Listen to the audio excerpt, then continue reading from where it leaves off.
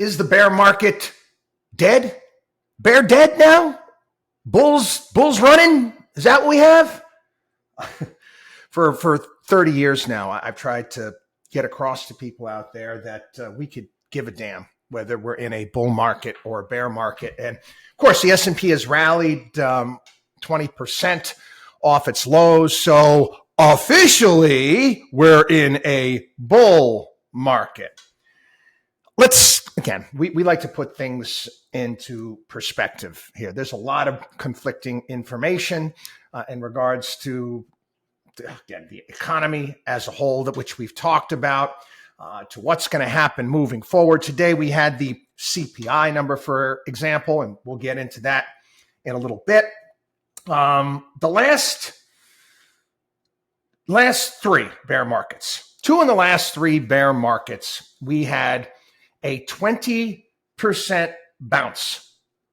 20% bounce, very similar to what we're dealing with right now. Then we hit new lows. So what are you saying, Chris? Are we going to hit new lows? Is that what you see happening?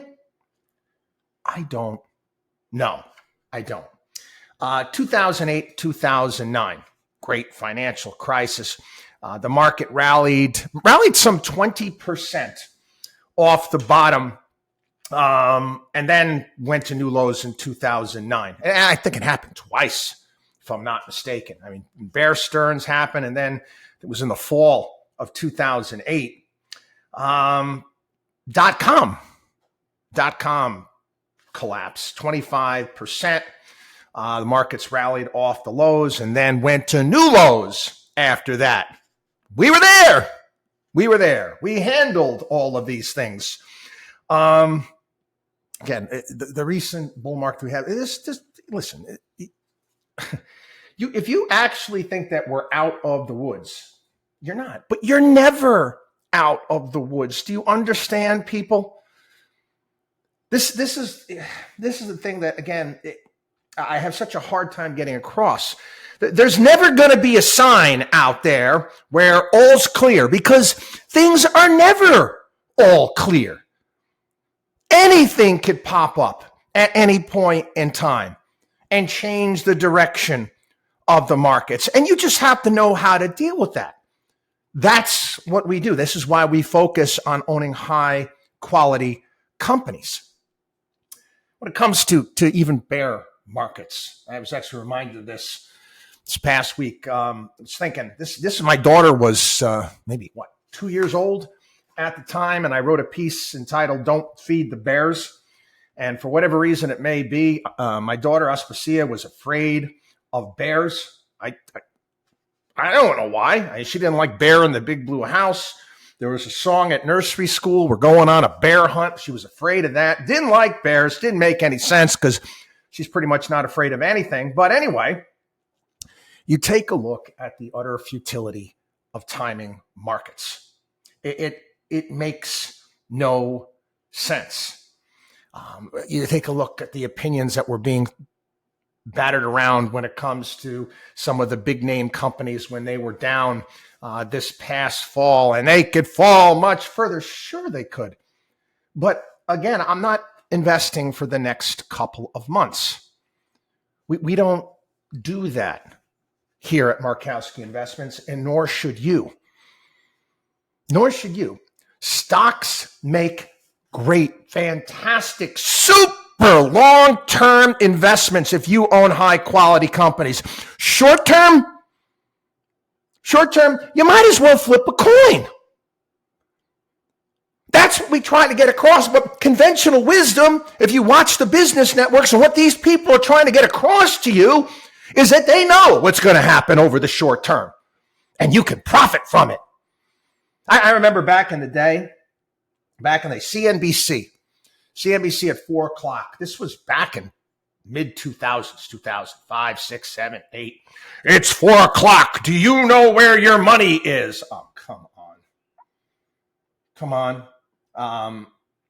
All of the time, all of these people that are paraded around as knowing what the hell they're doing, they don't know a damn thing. I tell you, quick story here. It's a true story. Oh, geez, it had to be about 2004, 2005. We get a phone call from this investment firm that was in Venice, Florida. And this guy wanted to retire, wanted to meet with us, see if we would take over his business, purchase his business. Didn't really know much about this guy, couldn't find out much about this guy. So we went and we met with him.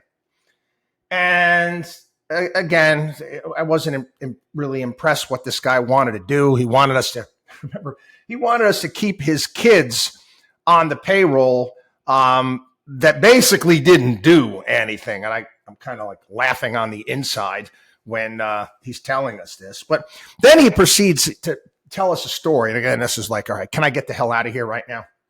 He was bragging about the time that he decided, this was in 1987. 1987, he started some mutual fund at that point. It was getting his registration taken care of back in 1987. And it takes a while. You're dealing again with the government. And he raised all the money for the fund, and it was just sitting there in cash. And what happened in October 1987? Crash, bang, boom, huge market crash. Isn't this guy highlighted as being one of the best portfolio managers in the country? How did he know? He was the fund managers that were all in cash. What did they know? He didn't know a damn thing. He would have been fully invested, but he ran with it at the time, even though it was a complete fugazi. I'm here to tell you, did I know that Apple was going to be where Apple is right now last fall? No. But I have a pretty good idea that Apple's going to be much higher 5, 10, 20 years down the road. And if I disagree with that assessment, well, then I'm going to make some changes. I talked about this yesterday in the podcast when it comes to the hamster wheel that exists that people love to go on. I'm going to give you a quote by this guy's was a financial planner, does a lot of writing on the topic, and it's unfortunate that many planners don't listen to what he has to say. This guy by the name of Nick Murray. Forecasting the market appears to be a vicious cycle, but like all addictions, it turns out to be a downward spiral. And I wrote this. Market chasers are no different than casino gamblers. Eventually, he or she will leave all of their money at the casino, no matter how long it takes, or no matter how often he or she is momentarily right.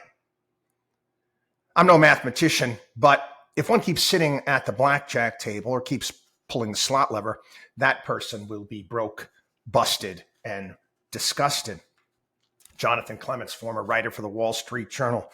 Stocks will make fantastic investments over the next 30 years if only we can get through tomorrow. We take the market's decline and we extrapolate it into the future. We fret feverishly over our losses, even though the Dow Industrials are still up. Take a look. Where were they? 10 years, 20 years, 30 years. The markets over time, and again, there's times where the markets don't really make any sense whatsoever, will reflect the growth of the world's leading companies in the most innovative, flexible, and transparent economy on the planet. And we still have that. We still have that. If you're paying yourself, people, if you're paying yourself, if you're investing on a regular basis, we talk about the concept, pay yourself every single month, and you don't care about the market direction, you're going to be fine. I know there's periods of time. Oh my God, the sky is falling. World's going to end. Oh no. What are you going to wish? How many of you out there sold everything in 2008, 2009? How many of you now wish you were out there buying as much as you possibly could of the highest quality companies? Same thing during the pandemic. Any different? Have I ever been wrong on this?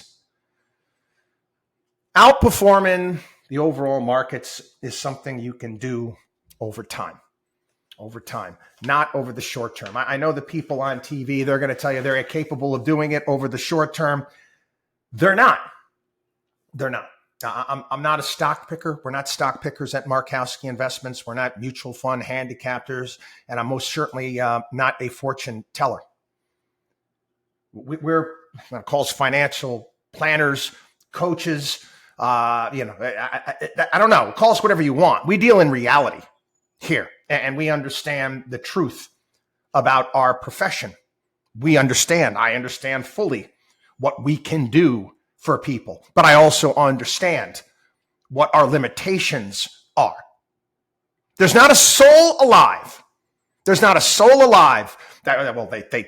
tell you how bright and how smart they are. Not a soul alive that can tell you what the markets are going to, where they're going to go, what they're going to do, how a stock is going to trade over the short term. Period. The end. They don't exist. Anyway, you take a look. Again, I'm going to talk about all the conflicting data that you're getting right now. But Chris, what about this? But what about the S&P? There's been a few companies that have led along the way. Yeah. But can you take advantage of that? I don't know if I mentioned this yesterday.